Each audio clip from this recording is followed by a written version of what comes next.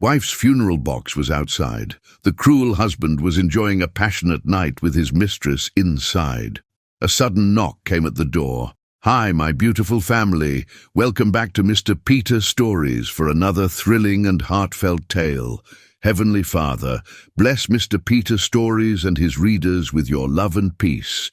Strengthen him to inspire hearts and uplift souls through his stories. Heal every broken heart and renew hope in those who gather here. Let this space always reflect your light and grace.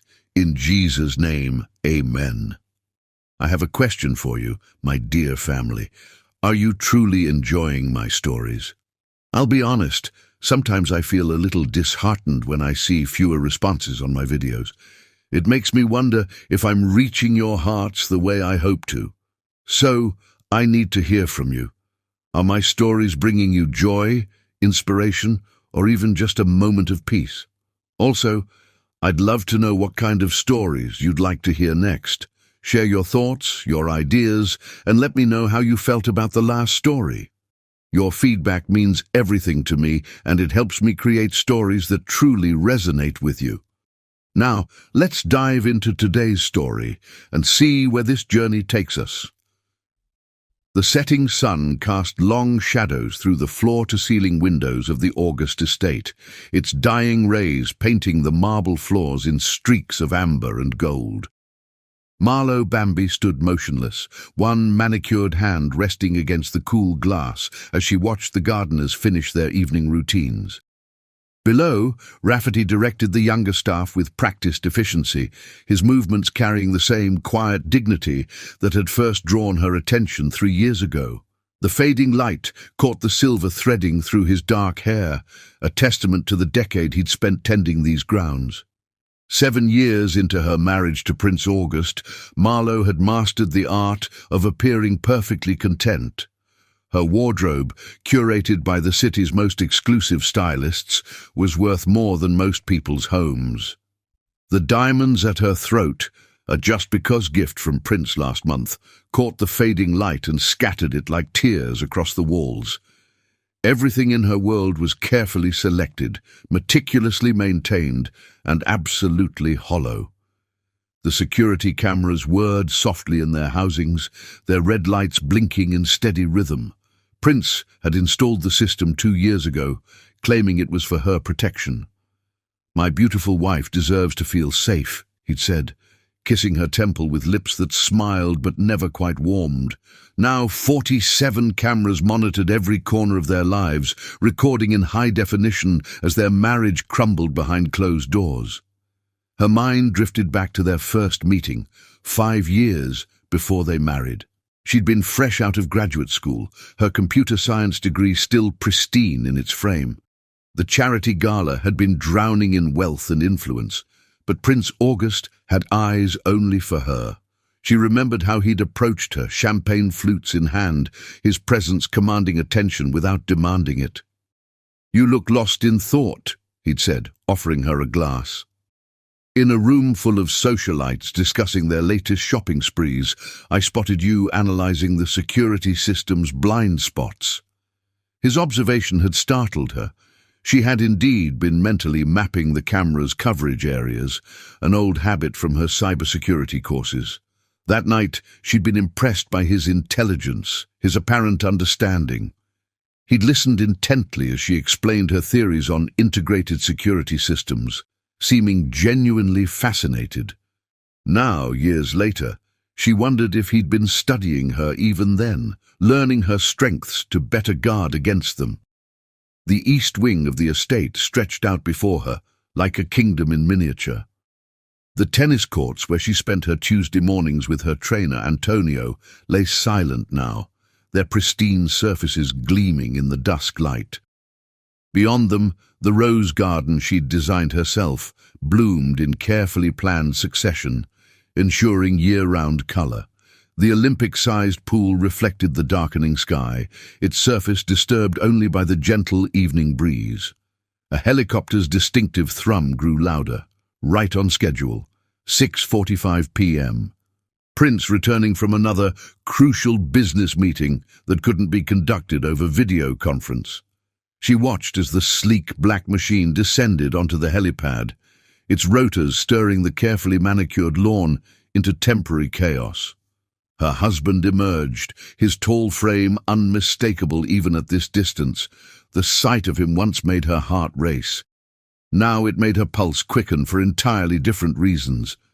As he strode toward the house, Italian leather briefcase swinging casually at his side, Marlowe noticed something that would have escaped her younger, more naive self.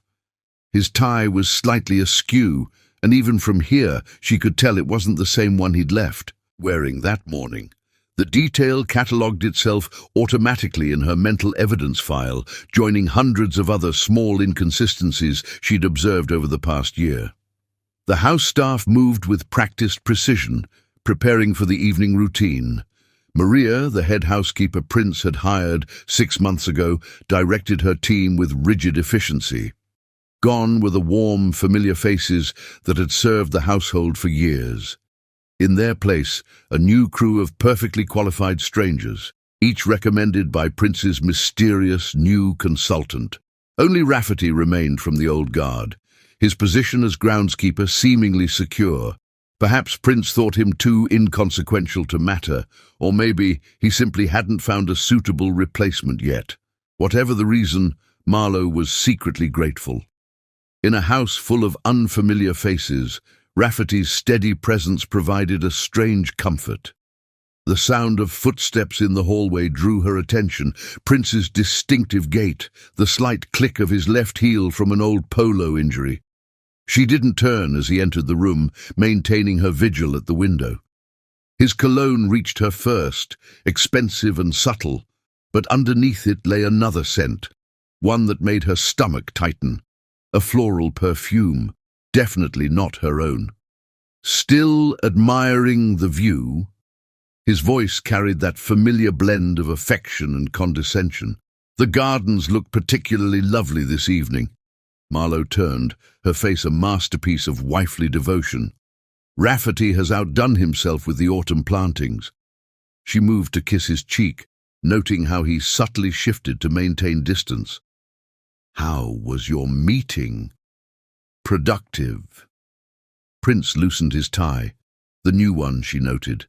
Dark blue silk, replacing the grey one he'd worn that morning. The Maxwell merger is finally moving forward. He crossed to the bar cart, crystal decanter catching the last rays of sunlight. Drink? No, thank you. She watched him pour himself a generous measure of scotch, noting how his hand trembled slightly. I thought the Maxwell deal was postponed until next quarter. A barely perceptible pause in his movements. Plans change, darling. That's the nature of business. He took a long sip, then checked his phone. I'll be dining in my study tonight. The Asian markets are opening soon. Marlowe nodded, the perfect understanding wife. Of course, I'll have Maria send up a tray. She moved toward the door, then paused. Oh, the insurance adjuster called earlier. Something about updates to our policy?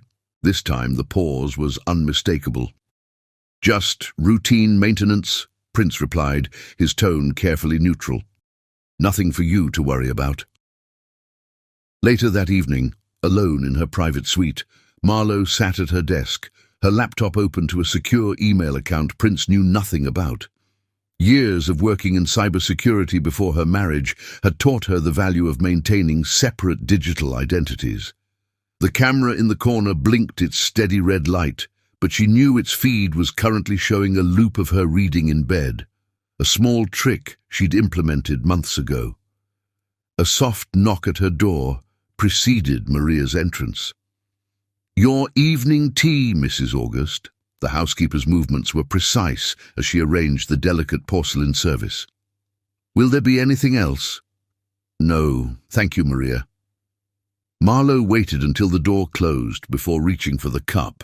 She didn't drink it, hadn't touched any food or drink prepared by the new staff in weeks. Instead, she pulled up the security feeds on her laptop, watching as Prince paced in his study, phone pressed to his ear. Through the high-definition cameras, she could see his expression clearly, excitement poorly masked by attempted calm. He was speaking too softly for the audio to pick up, but she could read the tension in his shoulders, the nervous energy in his movements. A movement in the grounds caught her attention. Through the camera covering the service entrance, she watched an unfamiliar car slip away into the gathering darkness.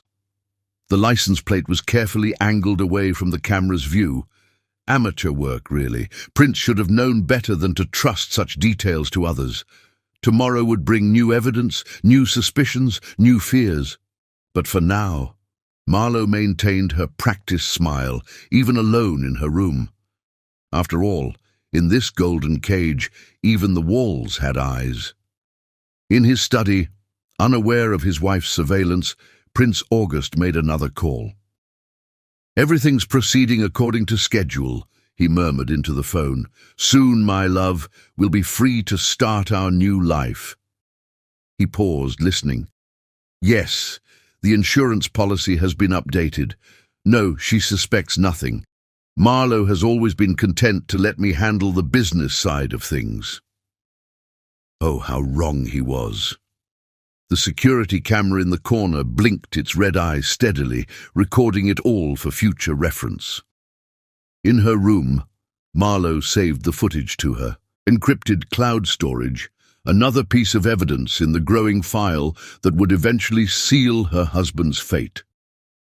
Outside, the last traces of sunset faded from the sky, leaving the August estate in darkness. But in the shadows of this perfectly maintained world, something was stirring, a reckoning that would shake the very foundations of Prince August's carefully constructed empire. Chapter 2. Shadows of Truth. The first warning came not as a thunderclap, but as a whisper. Marlowe sat in her private study, reviewing the estate's security logs, a habit she'd maintained since her days as a cybersecurity expert, when an anomaly caught her attention. Someone had accessed the mansion's electrical systems remotely at 3:27 a.m., using Prince's administrative credentials. This wasn't unusual in itself. Prince often worked late. What caught her attention was the access location, the Ritz-Carlton downtown, where he'd claimed to be in negotiations with Chinese investors. But Marlowe had already noted his GPS location that night, at a private residence in Buckhead, registered to a K. Becker. "Computer, pull up all access logs for the past 6 months, she commanded, fingers flying across her custom keyboard. The mansion's security system, which Prince had installed claiming it was for her protection, now became her first tool of investigation. Multiple screens displayed data streams, security camera footage, access logs, GPS coordinates from Prince's vehicles. A pattern emerged. Regular visits to the Buckhead address, always on nights he claimed to be elsewhere. But it was the technical access that troubled her most. Someone was methodically studying the mansion's infrastructure. Her phone buzzed. A text from Prince. "Late meeting with Maxwell merger team. Don't wait up." Marlowe checked his location. The Buckhead residence again. She opened her secure laptop, the one Prince didn't know existed, and began creating an encrypted database. Every lie, every discrepancy, every suspicious access would be documented. The next morning brought another piece of the puzzle. During her usual garden walk, Rafferty approached with what appeared to be a routine maintenance question. "Mrs. August," he said carefully, "I noticed some unusual work orders for the East Wing electrical system. The contractors are requesting access to areas that seem unnecessary for standard maintenance." Marlowe studied the groundskeeper's weathered face. In 7 years, he'd never brought her maintenance concerns. His eyes held a warning she couldn't ignore. "Show me," she replied quietly. In the garden shed, converted into Rafferty's office, he revealed a stack of work orders. The contractors had been systematically modifying the mansion's electrical system, focusing particularly on the areas around her private wing and the pool house. "They're installing something that looks like modified circuit breakers," Rafferty explained, spreading out technical diagrams. But the specifications are wrong for standard equipment. These are designed to create power surges. Marlowe's cybersecurity training kicked in. She began cross-referencing the contractor's visits with Prince's financial records, which she'd been quietly monitoring. Each electrical modification corresponded with large payments through a series of shell companies. Back in her study, she initiated deep scans of Prince's communications. Her custom software, designed during her corporate security days, began intercepting his encrypted messages. What she found chilled her blood. "Everything proceeding according to plan," one email read. "Kay confirms insurance adjustments are in place. Timeline set for next month." Marlowe started building a secure digital war room.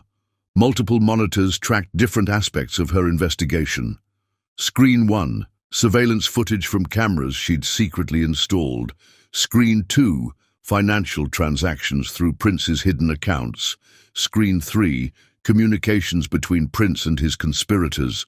Screen 4, technical modifications to the estate's systems. She discovered Prince had replaced almost all the long-term staff over the past 3 months. Only Rafferty remained, presumably considered too insignificant to matter. Each new hire had received substantial payments through offshore accounts. Late that night, while Prince was supposedly at a board meeting, Marlowe accessed the security feeds from his private study. There he sat with a striking woman, Kalina Becker, she now knew, reviewing documents spread across his desk. "The electrical modifications are key," Prince was saying, his voice clear through Marlowe's enhanced audio feed. "When the power surge hits the pool systems, it will look completely accidental. The insurance investigation won't find anything suspicious." Kalina's laugh carried a predatory note. "And your precious wife never misses her evening swim, does she?" Marlowe's hands remained steady as she downloaded and encrypted the conversation. Her mind raced through implications and options. Prince wasn't just having an affair, he was planning her murder. Over the next week, she expanded her investigation. Her technical skills, which Prince had dismissed as a hobby, now became her strongest weapon. She discovered modified circuit breakers designed to cause catastrophic failures. Insurance policies quietly tripled in value. New staff hired through shell companies with suspicious backgrounds. Regular payments to contractors specializing in accident reconstruction. Each discovery was meticulously documented and stored on secure servers Prince couldn't access. She began building a timeline.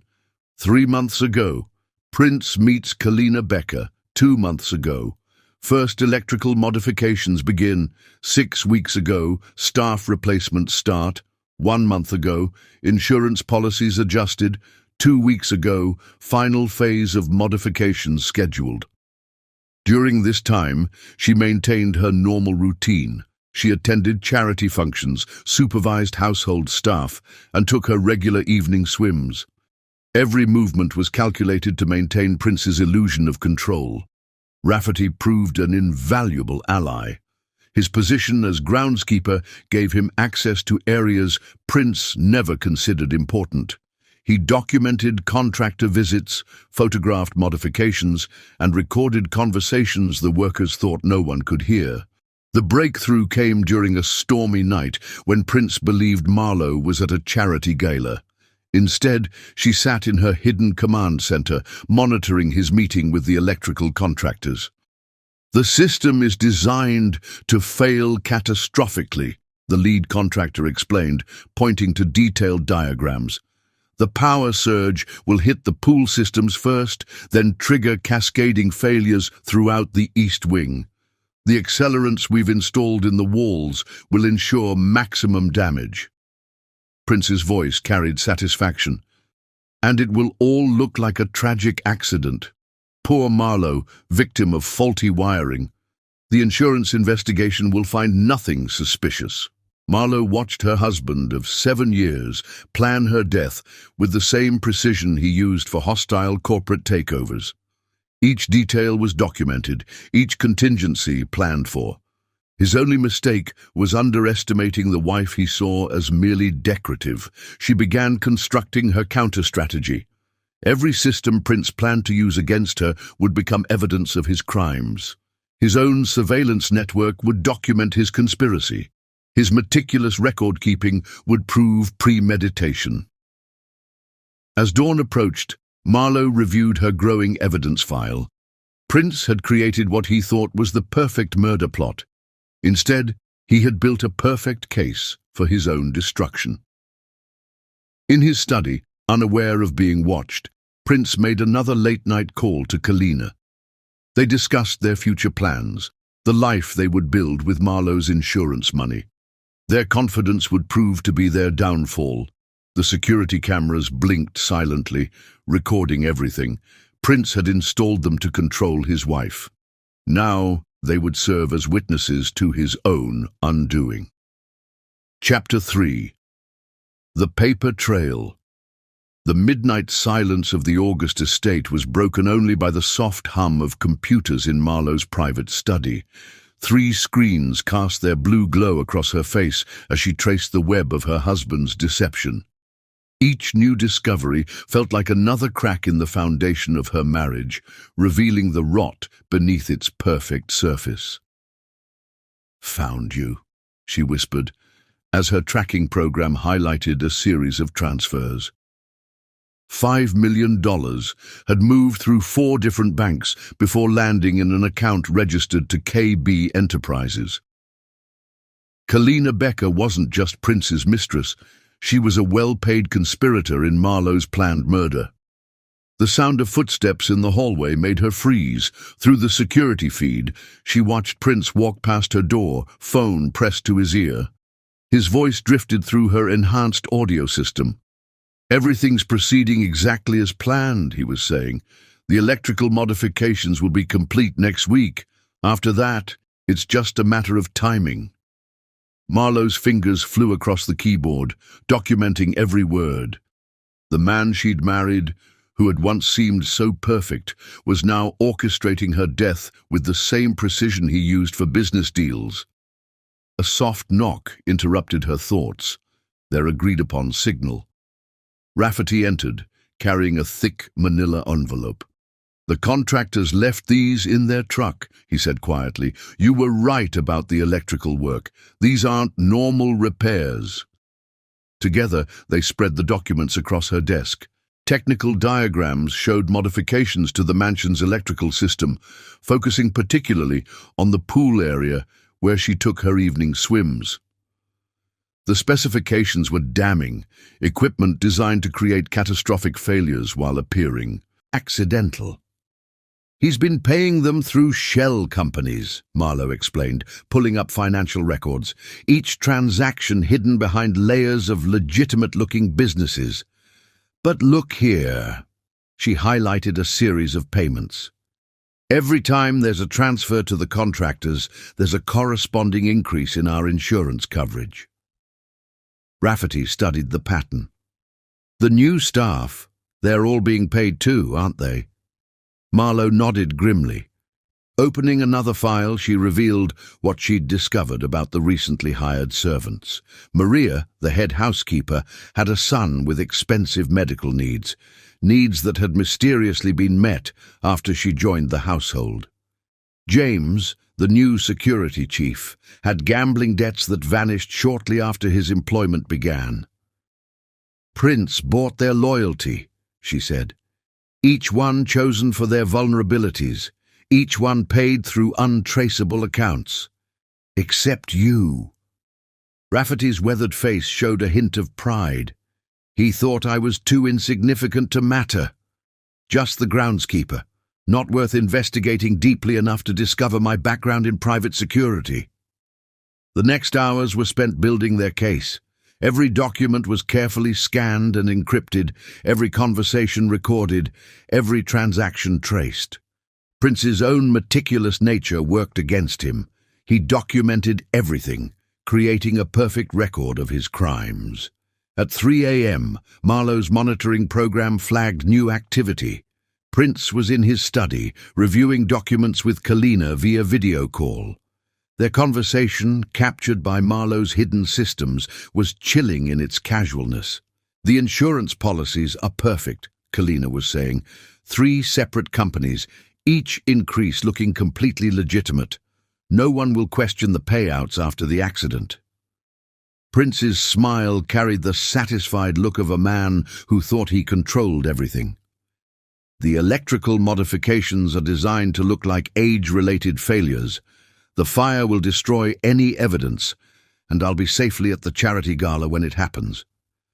Marlowe watched her husband plan her death, her face illuminated by the screens showing his betrayal. 7 years of marriage reduced to cold calculations of profit and loss. The fortune she'd helped him build would finance his new life with Kalina after his wife's tragic accident, of course. Dawn was approaching as she compiled the last pieces of evidence. The paper trail Prince had created was extensive. Insurance policies quietly tripled in value, shell companies hiding millions in payments, staff members bought with carefully concealed bribes, technical specifications for equipment designed to kill, secret accounts prepared for his future with Kalina. Each discovery was carefully documented and stored in multiple secure locations. If anything happened to her, the evidence would ensure Prince's destruction. Through the window, she could see Rafferty beginning his morning routine in the gardens. To anyone watching, he was just the devoted groundskeeper, maintaining the estate's perfect appearance. No one would suspect he was gathering evidence with every circuit of the grounds, photographing the contractor's work, recording suspicious conversations. The security cameras blinked their red eyes steadily, recording everything. Prince had installed them to control his wife, never imagining she would use them to document his own crimes. His perfect murder plot was becoming perfect evidence, one file at a time. In his study, Prince made another call to Kalina, discussing their future plans.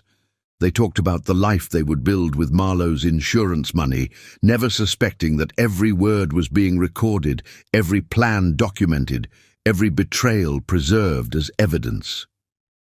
Marlowe allowed herself a small smile as she watched him through the cameras. He had created what he thought was the perfect crime, documented with his usual attention to detail. Instead, he had built a perfect case for his own destruction.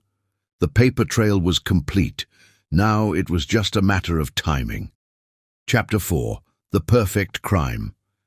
Prince August stood in his private office at midnight, the city lights twinkling below through bulletproof glass.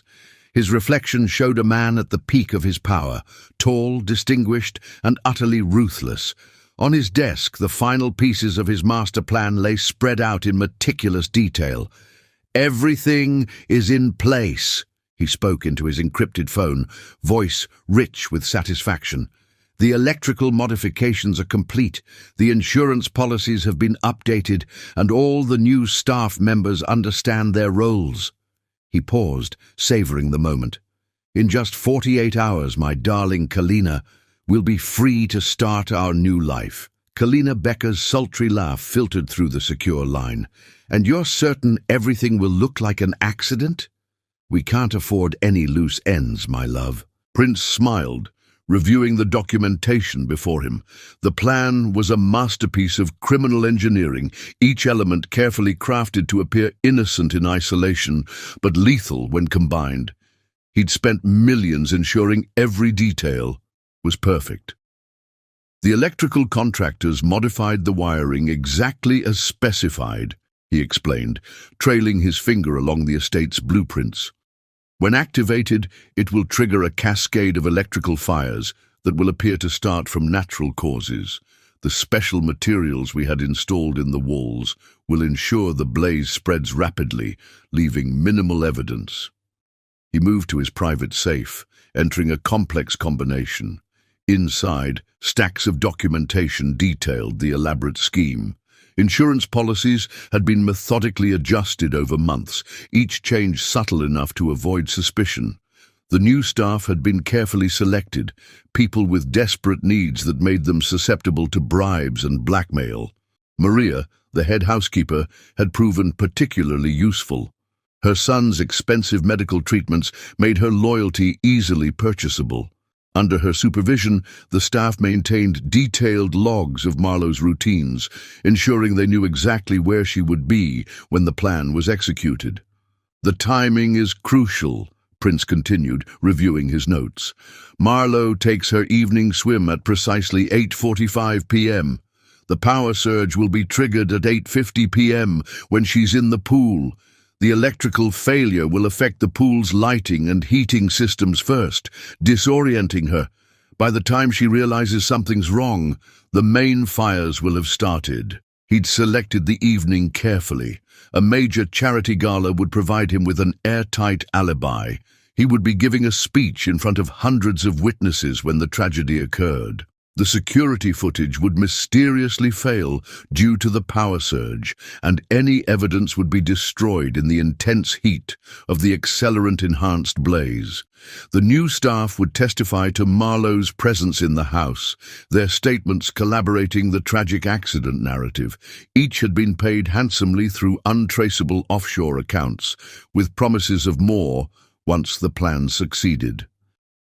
"The insurance payout will be substantial," Prince noted, allowing himself a moment of pride. "The policy now covers triple the estate's value, with specific riders for electrical fires and accidental death. Everything has been documented properly. The increased coverage appears perfectly reasonable given recent property improvements." Kalina's voice carried a note of anticipation. "And afterwards, the funds will be transferred through our network of shell companies," Prince explained. "By the time the insurance company completes their routine investigation, the money will be untraceable. We'll have everything we need to start fresh." He moved to the window, gazing out at his empire. The august name carried weight in this city, opened doors that remained closed to others. His marriage to Marlowe had been strategic, her family's old money connections useful in establishing his legitimacy. But now she had become an obstacle to his happiness, her very existence a barrier to the life he wanted with Kalina. The divorce option had been considered and discarded. Marlowe's prenuptial agreement entitled her to 50% of everything, a figure that had grown astronomical with his recent successes. No, an accident was the only clean solution. "The contractors," Kalina asked, ever attentive to details. "Have been handled," Prince assured her. "The company that did the electrical work exists only on paper. After the job, they were paid through one of our shell corporations. The workers themselves were hired through temporary agencies. No permanent records, no traceable connections." He returned to his desk, reviewing the staff schedules one final time. Everyone was positioned perfectly. The security team would be changing shifts, creating a brief gap in surveillance. The maintenance crew would be occupied with preparations for an upcoming garden party, and Marlowe, creatures of habit that she was, would be taking her usual evening swim. "There's only one minor concern," Prince admitted, frowning slightly. "That groundskeeper, Rafferty. He's been here too long. Might notice something unusual about the electrical work. Why wasn't he replaced with the others? Marlowe's oddly attached to him. Replacing him might have made her suspicious. Besides, he's just the gardener. What could he possibly notice that would matter?" The conversation continued for another hour, reviewing every aspect of the plan. Prince had orchestrated corporate takeovers worth billions, but this was his masterpiece. Every detail had been considered, every contingency planned for, the perfect crime. As midnight approached, Prince prepared for bed, his mind already racing with plans for his new life. The guest house where he occasionally entertained Kalina would become their permanent home while the new estate was built. Their future stretched before them, bright with promise and possibility. In 48 hours, Marlowe's tragic accident would free him. The grieving widower would receive sympathy instead of suspicion, his performance at the charity gala providing an unshakable alibi. After an appropriate mourning period, he would find comfort in Kalina's arms, their relationship developing naturally in the public eye. The security cameras blinked silently, recording his movements as he prepared for bed. In his arrogance, Prince never thought to question whether the systems he'd installed might be turned against him. He never considered that his perfect crime might have already been discovered, its every detail documented by the very woman he planned to eliminate. As sleep claimed him, Prince August smiled, dreaming of freedom. In his mind, he could already see the headlines: tragic accident claims socialite's life.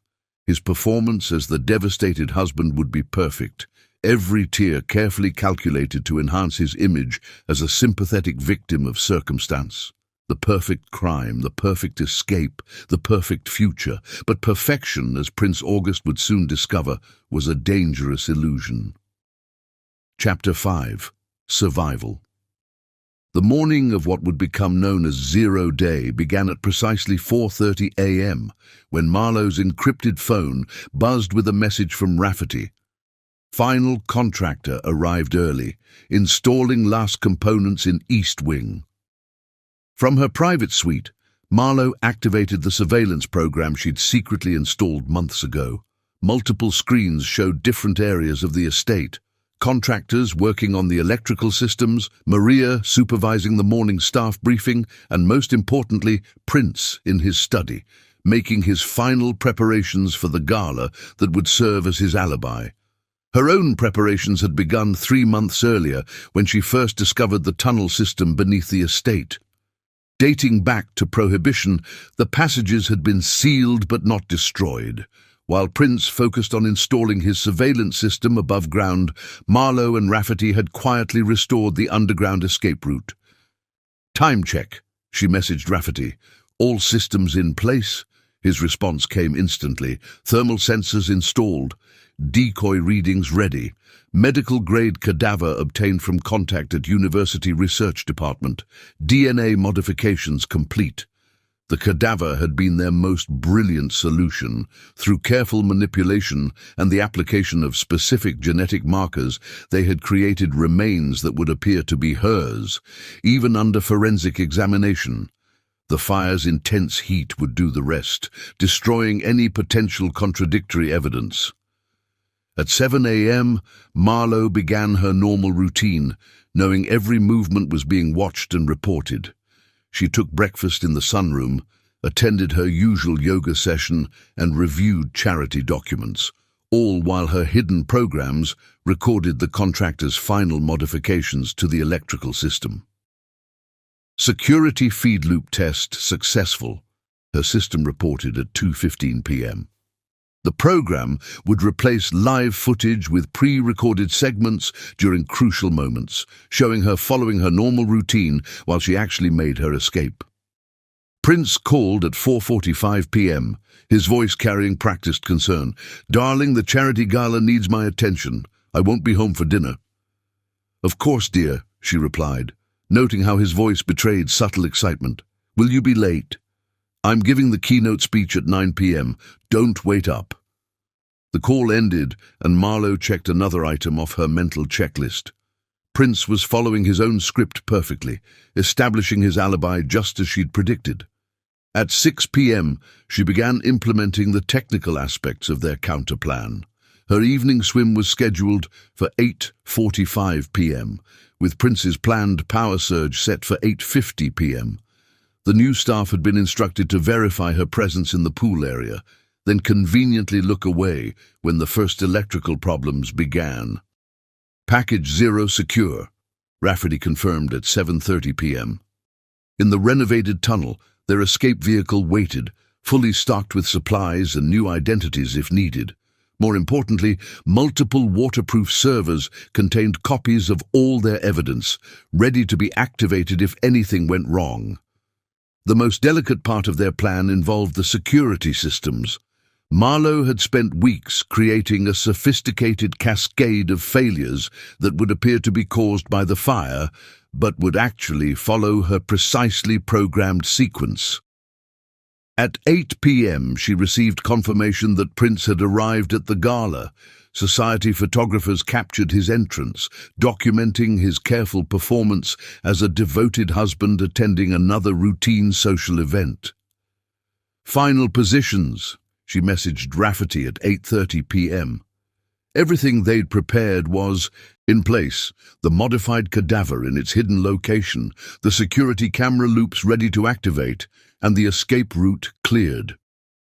The next 15 minutes passed with excruciating slowness. Marlowe changed into her swimsuit, making sure the cameras caught her typical pre-swim routine. Underneath, she wore a specially designed tactical suit, thin enough to be invisible but offering protection against heat and smoke. At 8:45 p.m., she dove into the pool. The cameras recorded her smooth strokes, the picture of an unsuspecting victim. Below the surface, she activated the waterproof transmitter that would trigger their sequence of events. 8:47 p.m. The first phase activated. Security footage began its carefully choreographed dance of real and pre-recorded segments. In the pool's pump room, automated systems prepared to create the exact water conditions that would support their story. 8:49 p.m. Marlowe pulled herself from the pool, disappearing into the blind spot they'd created. The modified cadaver, previously hidden in a service panel, was moved into position by automated systems Rafferty had installed under the guise of pool maintenance. The power surge hit at exactly 8:50 p.m. The estate's lights flickered and died as planned. Emergency systems activated, casting eerie shadows through the growing smoke. The specialized accelerants Prince had installed began their work, spreading flames with unnatural speed. But Marlowe was already gone, moving through their prepared tunnel. The passage had been equipped with its own ventilation system and fireproof barriers, protecting her from the inferno above. Behind her, the fire consumed the estate exactly as Prince had planned. The electrical systems failed in sequence, the pool area becoming a death trap for anyone unfortunate enough to be swimming there. The modified cadaver, positioned perfectly, would provide the DNA evidence that would convince investigators of her death. At 9 p.m., Prince began his keynote speech, his alibi witnessed by hundreds of Atlanta's elite. He spoke about charity and community service, playing the role of philanthropist while his wife supposedly burned to death in their home. 9:15 p.m. Emergency services received the alert. Fire trucks raced toward the August estate, their sirens providing cover for Marlowe's final extraction. She moved through the tunnel system, emerging half a mile away where Rafferty waited with their escape vehicle. The fire raged for hours, the accelerants ensuring maximum destruction. Prince's contractors had done their job well, perhaps too well. The intensity of the blaze would later raise questions among investigators, questions that would prove crucial to their case. At midnight, Prince returned home to find emergency vehicles surrounding his estate. His performance was perfect. The shocked husband, the desperate search for his wife, the collapse into grief when told the pool area was completely destroyed. But in a secure location miles away, Marlowe watched through encrypted feeds as her husband's plan unfolded. The cameras she'd installed in his private study captured his late-night call to Kalina, their celebration of success mixed with false solemnity about the tragic accident. The next phase would begin soon. The insurance investigation, the police reports, the carefully orchestrated show of mourning.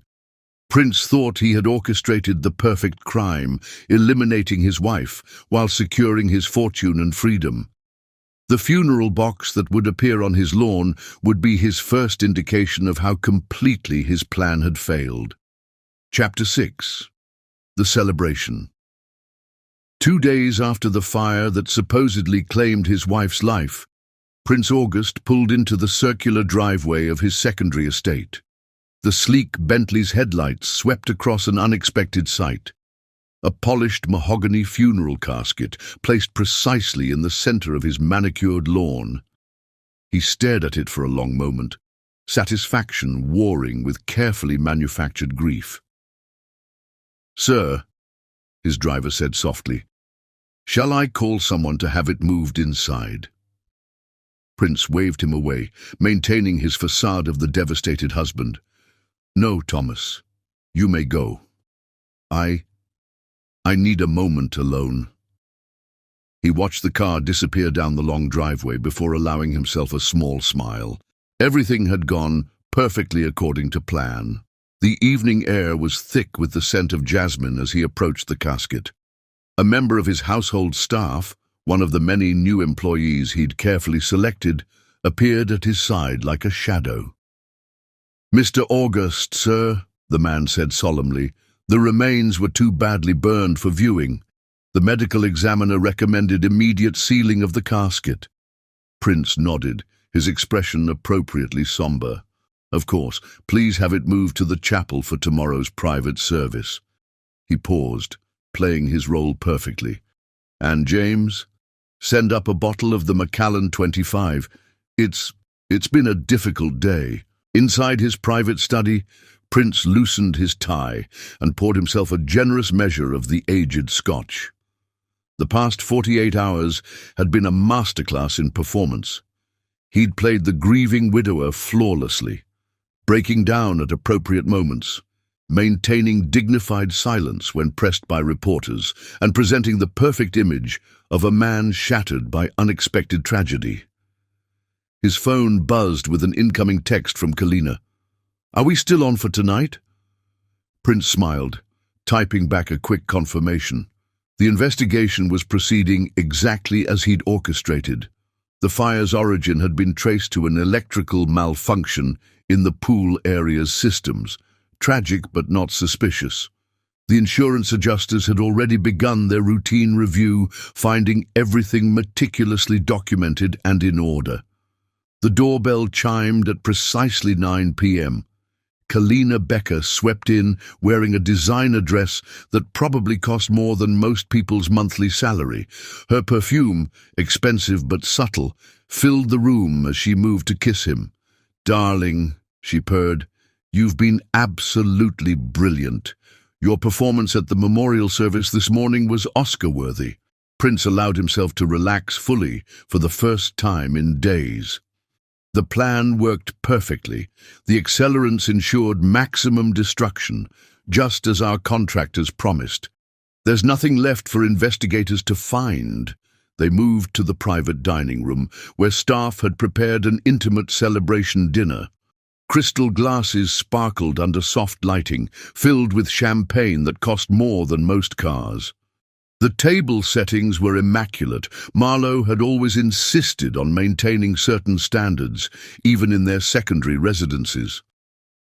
"To new beginnings," Kalina raised her glass, red lips curved in a predatory smile. "And to your brilliant planning, my love." Prince touched his glass to hers, savoring both the moment and the expensive champagne.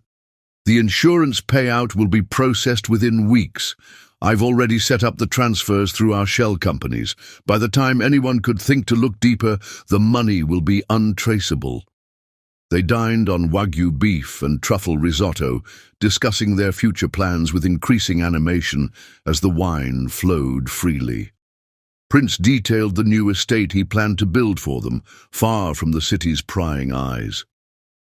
Kalina described the yacht she'd been researching, a fitting purchase for their new life together. "The timing has to be perfect," Prince mused, pouring another glass of champagne. "We'll need to wait an appropriate period before being seen together publicly. Perhaps a chance meeting at a charity event in a few months." Kalina laughed, the sound rich with anticipation. "The grieving widower finds unexpected comfort with a business associate. How scandalously appropriate." By midnight they had moved to the library, where Prince was enjoying an aged cognac while Kalina draped herself elegantly across a leather chaise. The room's wood paneling and leather-bound books created an atmosphere of old money and power, an image Prince had carefully cultivated throughout his rise to prominence. "Tell me again about the moment you knew the plan had worked," Kalina requested, her voice slightly slurred from celebration. "When did you know we'd succeeded?" Prince smiled, loosening his tie completely. When the fire chief confirmed the intensity of the blaze in the pool area, the accelerants worked exactly as designed, hot enough to destroy any evidence, but appearing consistent with an electrical fire. The security footage showing Marlowe's regular swim routine provided the perfect explanation for her presence there. They laughed together, the sound echoing through the book-lined room. Prince had just risen to pour another drink when a sharp knock at the door interrupted their celebration. Who could that be at this hour? Kalina frowned, straightening her dress. Prince checked his watch, frowning. Probably the catering service. I ordered a special midnight dessert course. He moved to open the door, his steps slightly unsteady from the evening's indulgences. The sight that greeted him caused the crystal glass to slip from his suddenly nerveless fingers, shattering on the imported marble floor. Standing in the doorway, very much alive and flanked by stern-faced federal agents, was Marlowe Bambi August. "Hello, darling," she said, her voice carrying a steel edge he'd never heard before. "Did you miss me?" Behind him, he heard Kalina's sharp intake of breath, followed by the distinctive sound of someone being sick. His perfect plan, his flawless execution, his carefully constructed future. All of it crumbled in the face of his wife's impossible resurrection. The federal agents moved past Marlowe, their badges glinting under the library's elegant lighting. "Prince August, you're under arrest for attempted murder, insurance fraud and conspiracy." The words washed over him as he stared at his wife, his alcohol-addled mind struggling to comprehend how completely his plan had failed. In his shock, he didn't notice one of the agents photographing the scene, an image that would soon be splashed across every newspaper in the country. The sound of handcuffs clicking closed finally broke through his stupor. As the agents led him away, he caught a glimpse of Rafferty standing quietly in the background, the groundskeeper's presence adding a final, devastating piece to the puzzle of his downfall. In the library, Marlowe watched as federal agents collected evidence from Prince and Kalina's celebration. Empty champagne bottles, scattered papers, and most damningly, a laptop containing detailed records of their plan. The security cameras she'd secretly installed captured everything, adding to the mountain of evidence she'd accumulated. Prince's perfect crime had become his perfect downfall, and the celebration of his success had become the beginning of his destruction. Chapter 7. Rising from the Ashes. The moment Marlowe appeared in the doorway of Prince's private study became immortalized in a photograph that would grace every major newspaper in the country.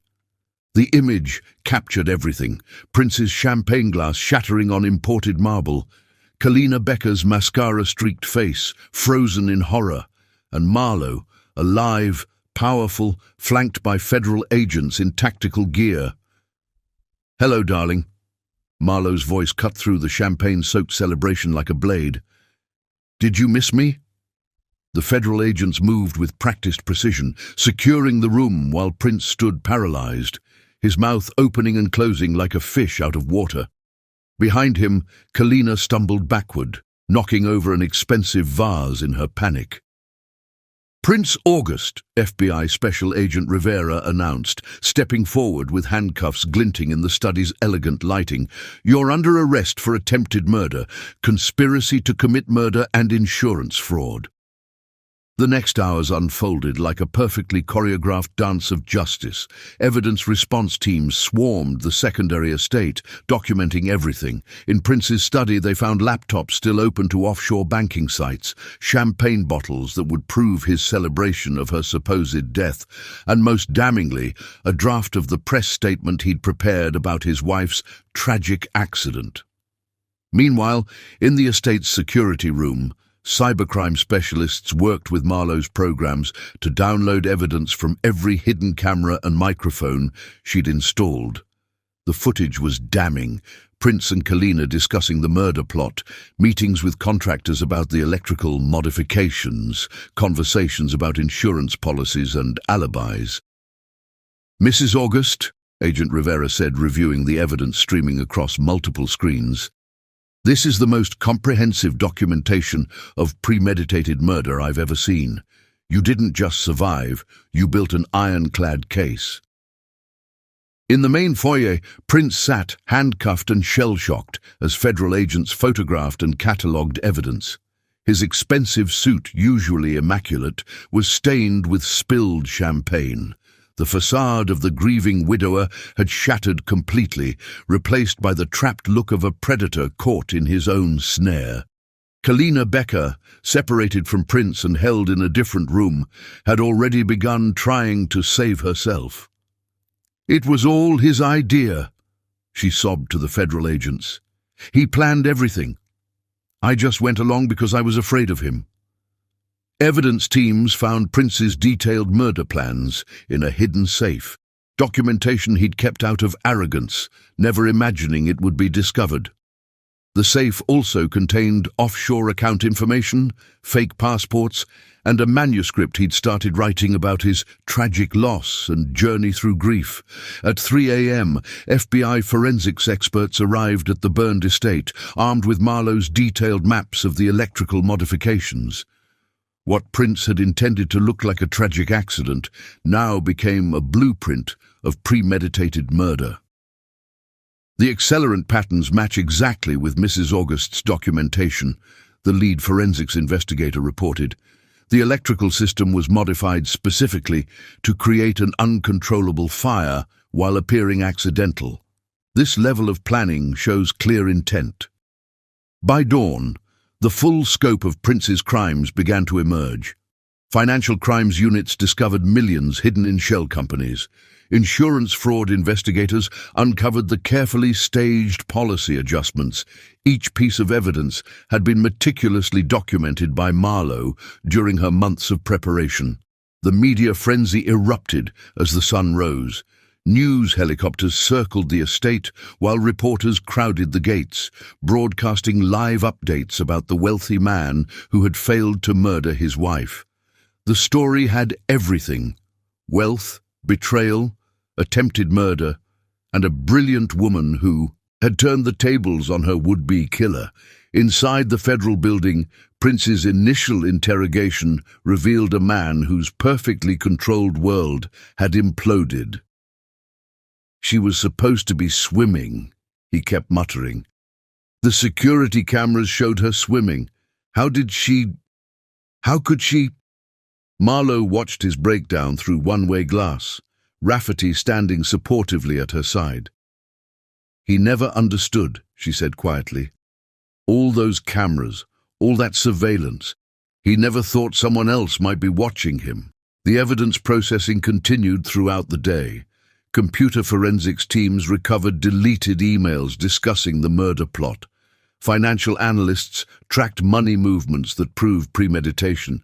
Each discovery added another charge to the growing list of Prince's crimes.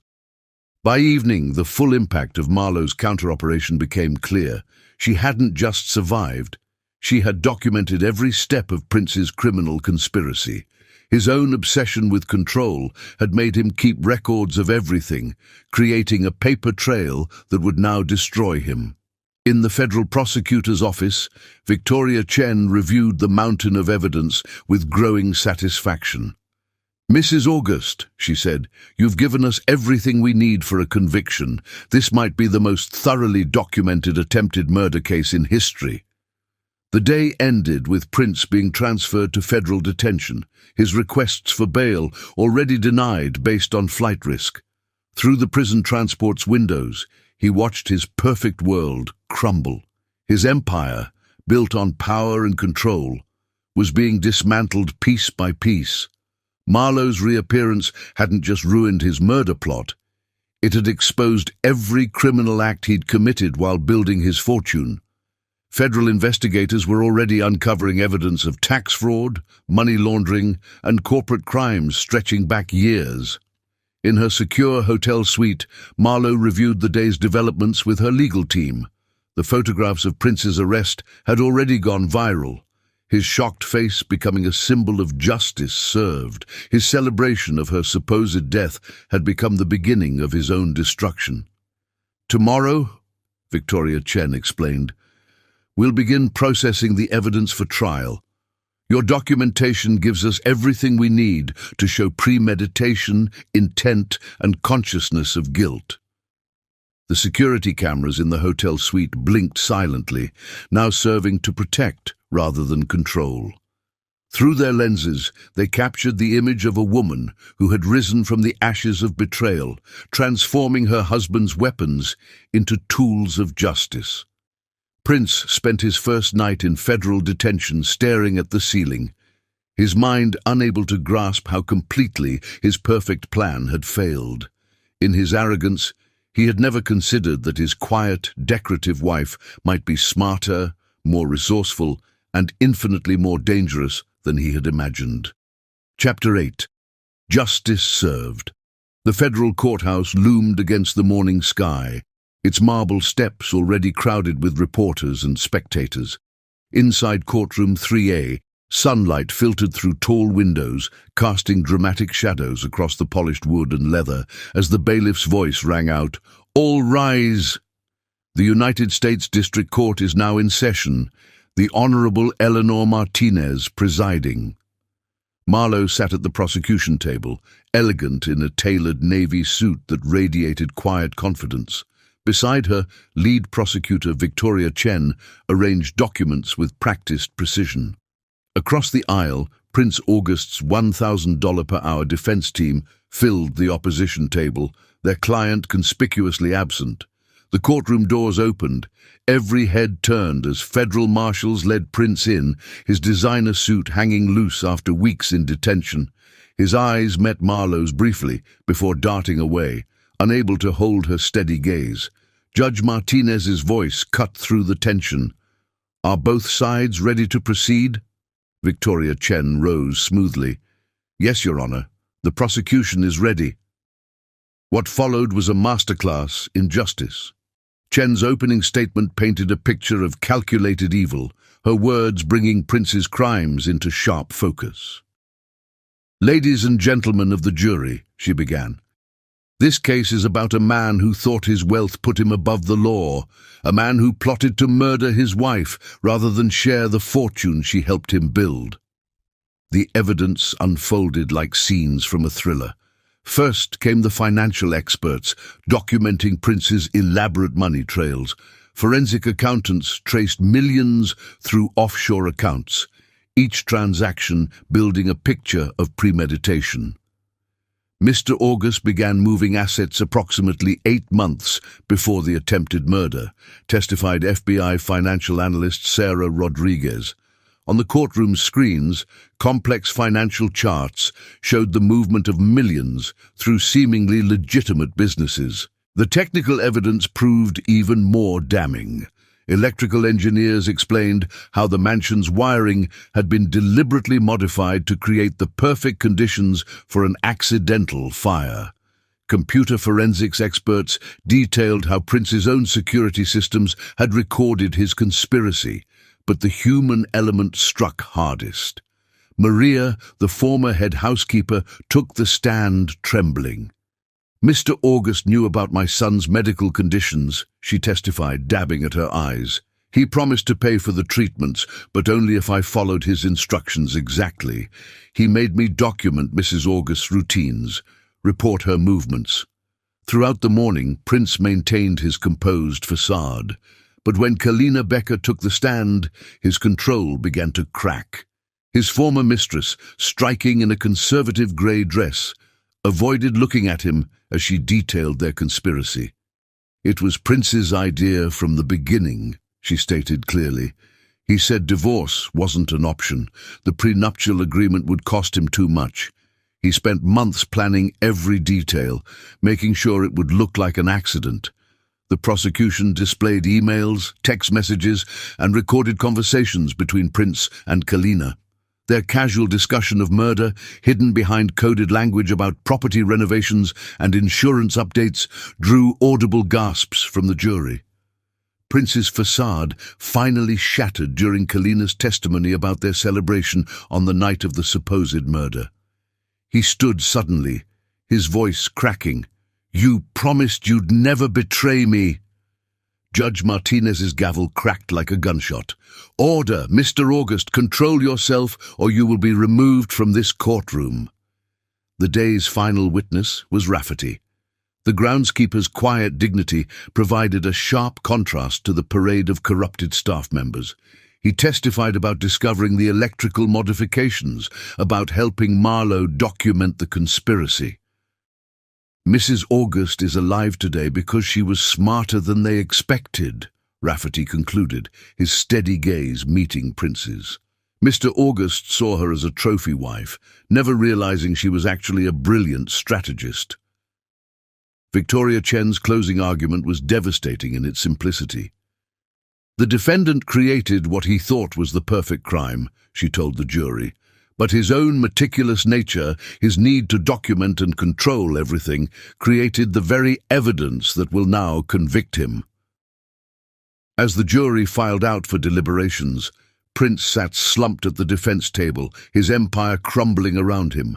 The chess master had been checkmated by the queen he'd underestimated. Justice was about to be served.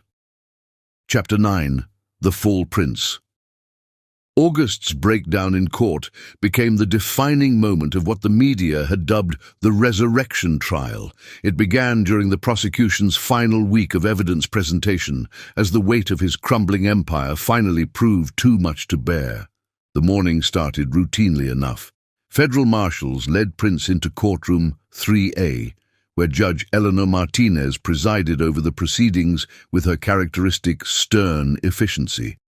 The prosecution had saved their most devastating evidence for these final days, systematically dismantling every aspect of Prince's carefully constructed defense. Victoria Chen stood before the jury, her professional demeanor masking the satisfaction of a prosecutor who knew victory was within grasp. The prosecution calls Dr. Nathan Harrison, forensic psychologist. Prince's head snapped up at the announcement.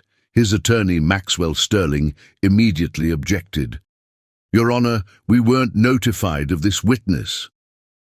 "The witness was added to the list last night," Chen responded smoothly, "after Mr. August's incident in the detention center." The incident in question had occurred just 12 hours earlier. Prison cameras had captured Prince in his cell, talking to himself, rehearsing conversations with Kalina as if she hadn't betrayed him. The footage, now entered into evidence, showed the first cracks in his carefully maintained facade. Dr. Harrison took the stand, his academic credentials impeccable. "I was asked to review Mr. August's behavior patterns both before and after his arrest," he testified. "The evidence shows a clear pattern of narcissistic personality disorder combined with an almost pathological need for control." The courtroom screens displayed video compilations, Prince micromanaging his staff, installing surveillance systems, documenting every aspect of his life and others. What he had seen as strength, the expert revealed as weakness, a desperate need to control everything and everyone around him. "The defendant's reaction to losing control is particularly telling," Dr. Harrison continued. "When faced with the possibility of divorce, he didn't simply seek legal counsel. Instead, he spent months orchestrating an elaborate murder plot, unable to accept any outcome he couldn't completely control." Prince's hands began to shake as the psychologist methodically deconstructed his personality. Every trait he'd considered a strength, his attention to detail, his meticulous planning, his need for perfection, was revealed as part of his pathology. The breaking point came when the prosecution played the synchronized footage from the night of the attempted murder. Multiple screens showed different angles. Prince giving his alibi speech at the charity gala, the fire consuming the estate, and most damningly his drunken celebration with Kalina when he thought he'd succeeded. "Objection!" Sterling shouted, but Prince was already on his feet.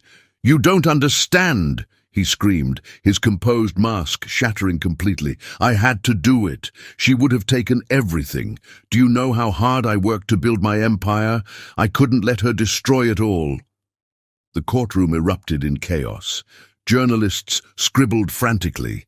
Sketch artists captured Prince's contorted features, and the jury watched in stunned silence as the defendant continued his meltdown.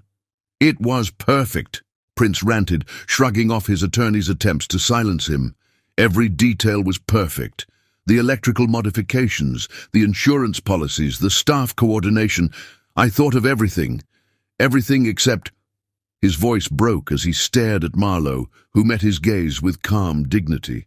"Except you weren't supposed to be smart enough to stop me." Judge Martinez's gavel cracked like gunfire. "Marshals, remove the defendant. Jury will disregard this outburst." But the damage was done. Prince's public confession, caught on multiple cameras and witnessed by a packed courtroom, would soon be splashed across every newspaper in the country.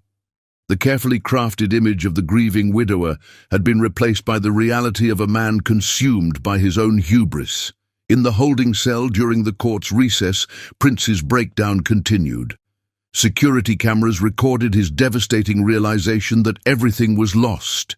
His empire, his reputation, his freedom, all destroyed by his own actions and the wife he'd fatally underestimated. When court resumed, Sterling attempted damage control. "Your Honor, my client is clearly under extreme stress. We request a psychiatric evaluation and a delay in proceedings." Victoria Chen rose smoothly. "The prosecution has no objection to a psychiatric evaluation, but we believe Mr. August's outburst simply revealed his true nature. The same controlling personality that led him to document every aspect of his crime has now provided us with a public confession." The afternoon brought more devastating testimony. Financial experts detailed how Prince's empire had begun crumbling even before his arrest. His obsession with controlling every detail of the murder plot had led to mistakes in his business dealings. Companies were pulling contracts, partners were distancing themselves, and his carefully built reputation was in tatters. The defendant's companies have lost over 60% of their value since his arrest, testified corporate analyst Michael Zhang. His board members are resigning, clients are cancelling contracts, and regulatory agencies have opened multiple investigations into his business practices. Prince sat slumped at the defense table, his earlier energy replaced by defeated lethargy. He watched as years of careful image building were systematically destroyed. Each witness added another piece to the picture of a man undone by his own obsession with control. The media coverage was relentless. News channels played Prince's courtroom breakdown on continuous loop. Body language experts analyzed his confession, psychologists debated his mental state, and social media erupted with millions of reactions to his public unraveling. In her secure location, Marlowe watched the coverage with Rafferty by her side. "He really never understood," she mused quietly. "All those surveillance systems, all that monitoring, and he never once considered that someone else might be watching him." The day ended with Prince being led back to his cell, his designer suit wrinkled, his carefully groomed appearance in disarray. The cameras caught every moment of his defeat. The slumped shoulders, the unsteady steps, the hollow eyes of a man watching his world collapse. In the prosecution's office, Victoria Chen reviewed the day's transcripts with her team. "His breakdown actually simplified our job," she noted. "The jury won't need much convincing after that display." Outside the courthouse, reporters continued their vigil, broadcasting updates to a public hungry for details of the wealthy man's spectacular fall. The story had everything: wealth, betrayal, attempted murder, and now a public breakdown that revealed the darkness beneath the polished surface. Prince spent the night in his cell, all pretense of dignity abandoned. The security cameras recorded his conversations with ghosts, arguing with Galena, trying to explain his actions to an invisible audience, repeatedly mumbling about how perfect his plan had been. The fall of Prince August was complete. The man who had tried to orchestrate the perfect crime had instead orchestrated his own perfect destruction. His empire was crumbling, his reputation destroyed, and his freedom soon to be forfeit. All that remained was the formal verdict and sentencing. In the end, his greatest enemy hadn't been Marlowe, or the prosecutors, or even the evidence he'd so meticulously created. Prince August had been destroyed by the very traits he'd considered his strengths: his need for control, his obsession with documentation, and his fatal underestimation of the wife he'd tried to kill. Chapter 10. Retribution. The sentencing hearing dawned cold and clear, the federal courthouse steps already crowded with reporters by 6 a.m. Inside courtroom 3A, heightened security reflected the intense public interest in what the media had dubbed the sentencing of the century. Marlowe sat in the front row, her posture perfect, wearing a tailored charcoal suit that projected strength rather than victimhood. Beside her, Rafferty provided his steady, quiet presence. The past weeks had seen Prince's complete unraveling during the trial, his public breakdown becoming viral footage that had captivated the nation.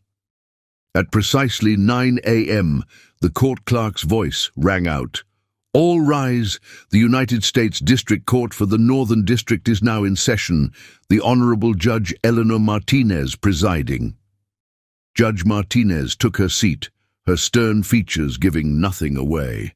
The rustling of papers and adjusting of microphones filled the tense silence as the proceedings began. "Bring in the defendant," she ordered. Prince August shuffled into the courtroom, the chains around his ankles creating a metallic symphony of defeat. Gone was the powerful man who had once commanded an empire. His prison-issued jumpsuit hung loose on his frame, and dark circles under his eyes testified to sleepless nights spent watching his world crumble. "Before we proceed with sentencing," Judge Martinez began, "the court will hear victim impact statements. Mrs. August, you may approach." Marlowe rose gracefully, moving to the podium with measured steps. Her voice, when it came, carried clearly through the hushed courtroom. "Your Honor, I stand before you not just as a victim, but as a survivor. Prince August didn't just attempt to murder me. He tried to erase me completely. He saw me as property to be disposed of when it became inconvenient, never considering that I might be capable of outsmarting him." She continued, detailing the psychological impact of discovering her husband's betrayal. The month spent gathering evidence while pretending ignorance, the constant fear that one wrong move would expose her counterplans. "The man I married was an illusion," she concluded. "Behind the polished exterior was someone capable of planning my murder with the same attention to detail he gave to business acquisitions. He spent millions orchestrating what he thought was the perfect crime, all to avoid sharing the fortune we had built together." Next came statements from the staff members Prince had corrupted. Maria, the former housekeeper, tearfully described how he had exploited her son's medical conditions to ensure her cooperation. Others followed, each telling similar stories of manipulation and coercion. Kalina Becker, appearing via video link from her own detention facility, provided the final statement. Her testimony, part of her plea agreement, laid bare the cold calculation behind their plan. "Prince assured me everything was perfect," she stated, avoiding looking at her former lover. "He talked about the murder like it was just another business deal to be closed. The night we thought we'd succeeded, when we were celebrating with champagne, he actually proposed a toast to the perfect crime." When it came time for Prince to address the court, he rose unsteadily.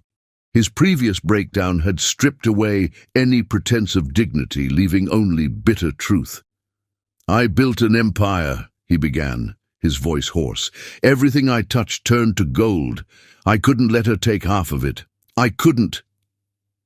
He trailed off, staring at Marlowe with a mixture of hatred and bewildered respect. "You weren't supposed to be smart enough. You were just supposed to be beautiful and decorative. That's all I wanted." Judge Martinez cut him off. "Mr. August, if you have nothing productive to add, you may be seated." The prosecution's sentencing recommendation was severe. Victoria Chen stood, her presentation methodical and damning. "Your Honor, the evidence presented at trial showed not just attempted murder, but a level of premeditation rarely seen in criminal cases.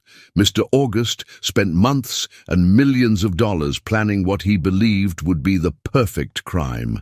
He corrupted his staff, created elaborate financial schemes, and showed zero remorse until his plan failed." She detailed the multiple charges: attempted first-degree murder, conspiracy, insurance fraud, money laundering, witness tampering, and dozens of financial crimes. Each charge was supported by mountains of evidence, much of it created by Prince's own obsessive documentation. "The defendant's actions deserve the maximum sentence," Chen concluded. "He has shown himself to be a danger to society. Someone who views murder as simply another business strategy." Judge Martinez listened to the defense's arguments for leniency with obvious skepticism. Maxwell Sterling tried to paint his client as a successful businessman who had suffered a mental break, but the evidence of long-term planning made such claims ring hollow. At last, the moment of sentencing arrived. Judge Martinez's voice cut through the tense courtroom like a blade. "Prince August, you stand before this court having been convicted of crimes that shock the conscience. You spent months planning the murder of your wife, showing a level of premeditation that this court finds particularly disturbing. You corrupted your staff, exploiting their vulnerabilities to ensure their cooperation. You created elaborate financial schemes to hide your actions, showing sophisticated criminal intent." She paused, her gaze steel-hard as she continued. "Most troubling to this court is your complete lack of genuine remorse. Even now, your concern seems to be not for the woman you tried to murder, but for the fortune you didn't want to share.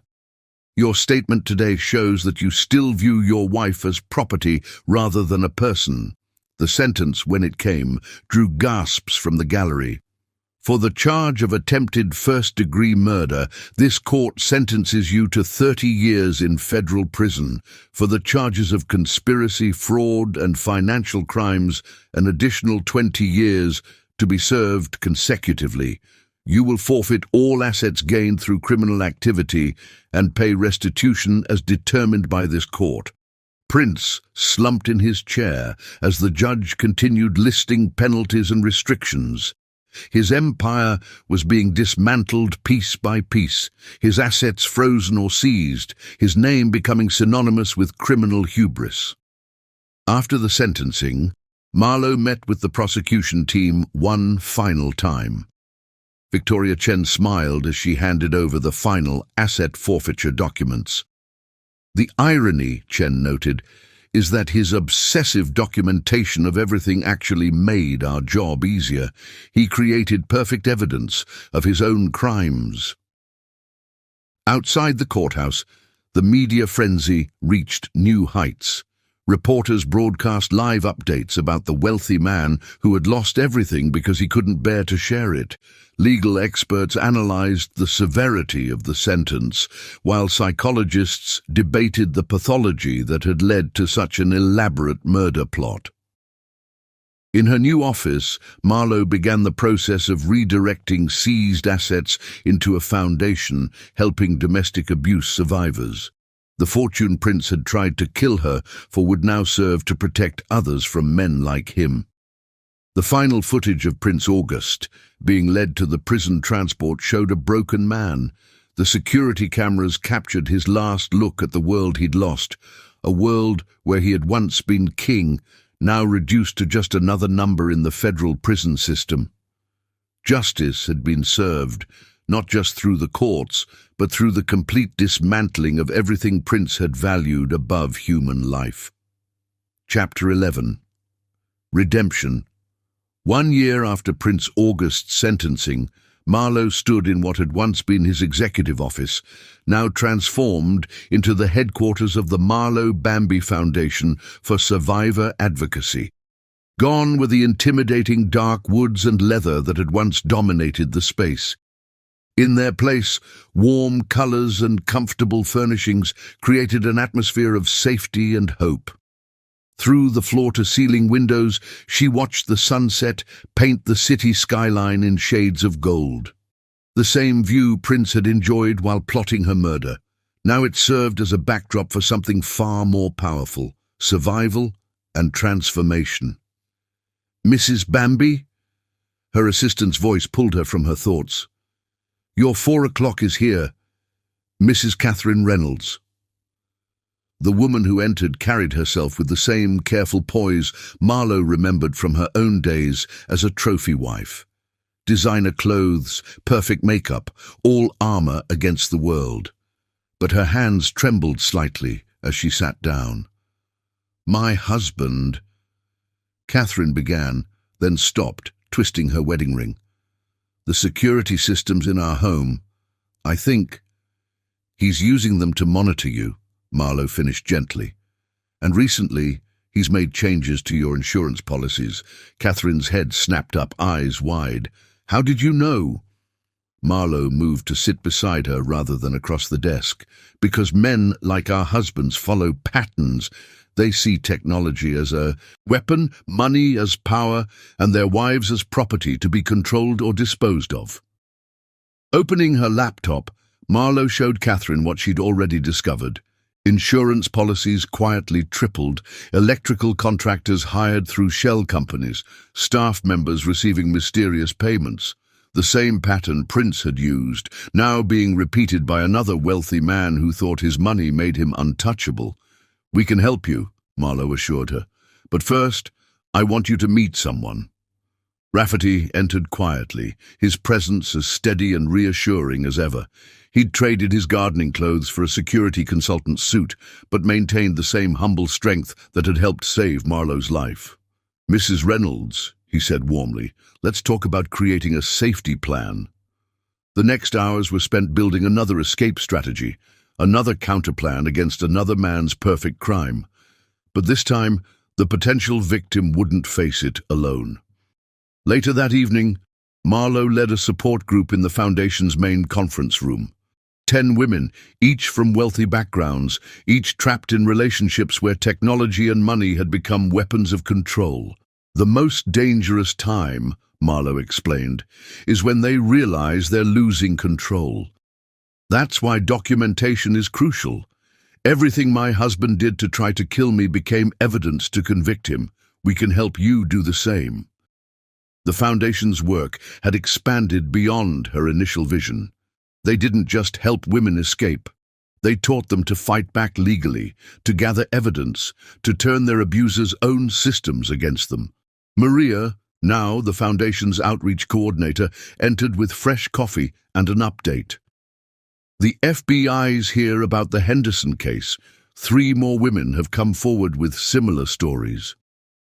The Henderson case was following a familiar pattern.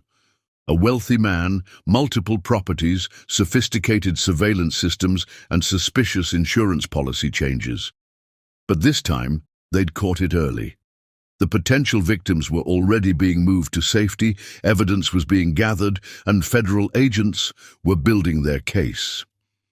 In her private office later that night, Marlowe reviewed the day's cases on her secure server. Each file represented a life at risk, each one an opportunity to prevent what had almost happened to her.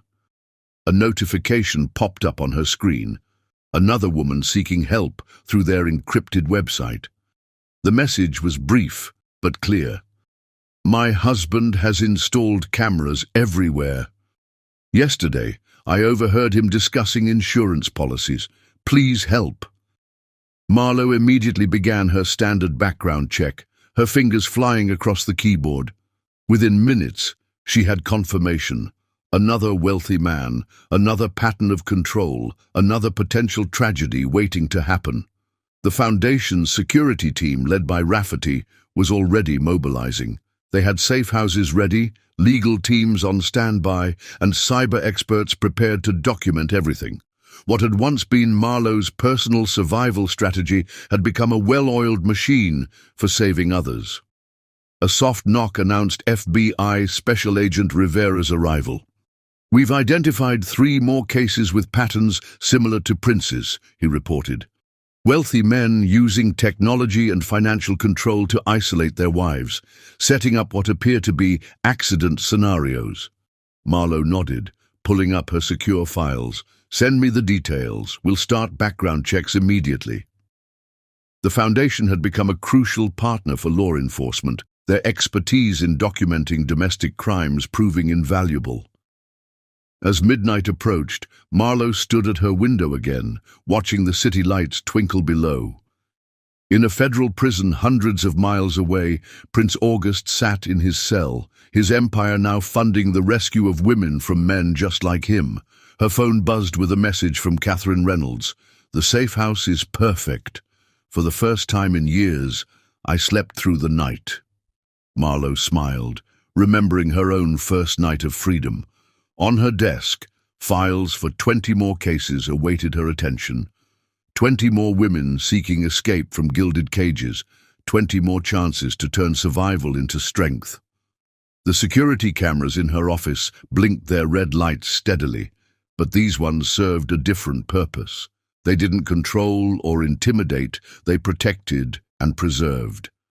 Every woman who walked through their doors was recorded, documented, her story preserved as evidence of both tragedy and triumph. Prince's perfect crime had failed, but it had created something he never intended, a blueprint for saving others from men like him. His own tactics, turned against him, now served as a guide for detecting and documenting similar plots. The Foundation's work continued around the clock. In safe houses across the city, women slept peacefully, their children safe, their futures uncertain but free. Each one had a story. Similar to Marlowe's, each one fighting back against men who thought wealth meant power over life and death. Redemption, Marlowe had learned, wasn't just about surviving. It was about turning survival into purpose, pain into power, and tragedy into transformation. Every woman they saved was another victory, another piece of evidence that the strongest chains, wealth, power, control, could be broken. Chapter 12. New Beginnings. The ocean breeze carried the scent of salt and jasmine across the private beach as dawn broke over the horizon. Marlowe stood at her bedroom window in the beachfront villa, watching the sun paint the sky in shades of pink and gold. In 2 hours, she would marry Rafferty in a ceremony that represented everything her first marriage had lacked: truth, trust, and genuine love. Inside the federal penitentiary, Prince August awoke in his cell to find the morning's newspaper waiting. The headline screamed across the front page, "Phoenix rises, Marlowe Bambi weds Foundation partner."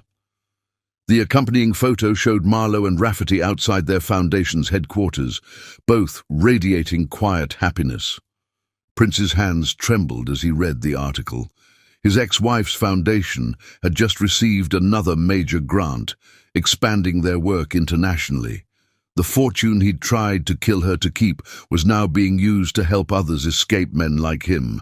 The irony was exquisite in its completeness. Back at the beach villa, Marlowe prepared for her wedding. No designer dress this time. She wore an elegant but simple gown that spoke of authenticity rather than display.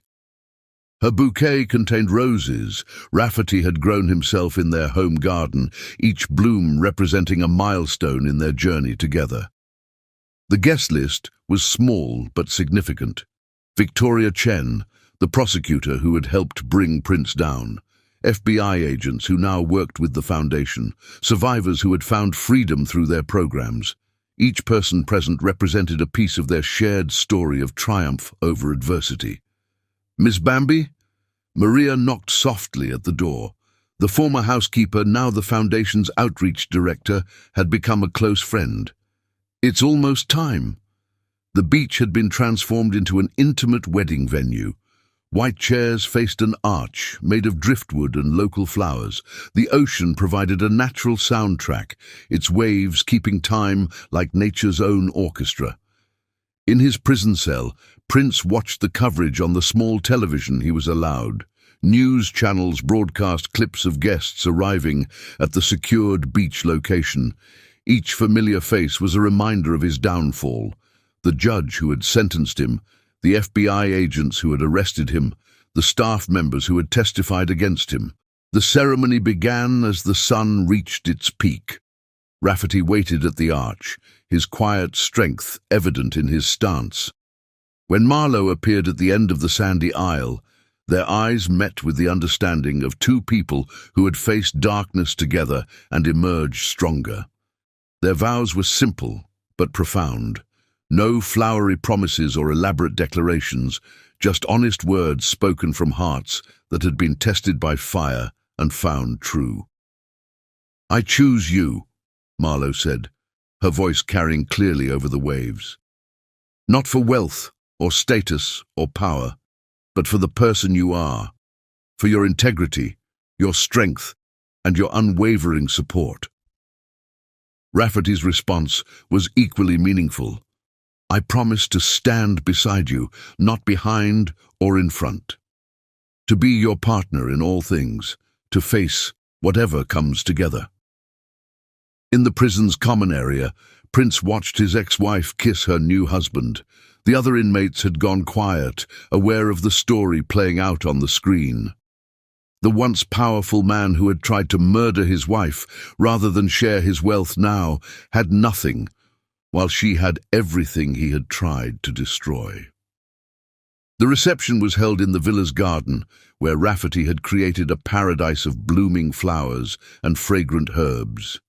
Guests mingled comfortably, their conversations a mix of personal and professional. Many were already discussing new initiatives for the Foundation, turning even this celebration into an opportunity to help others. As evening approached, Marlowe and Rafferty shared their first dance under strings of soft lights.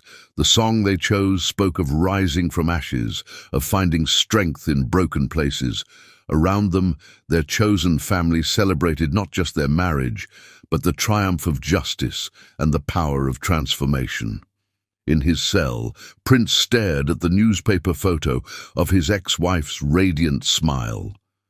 The article detailed how their foundation had just helped its 100th survivor escape an abusive situation.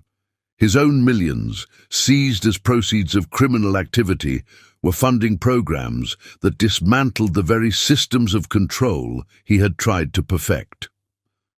The wedding celebration continued into the night, but the media wasn't invited to the private moments. They didn't see Marlowe and Rafferty walking on the moonlit beach, discussing their plans for the Foundation's future. They didn't capture the quiet conversations about new ways to help others find their strength.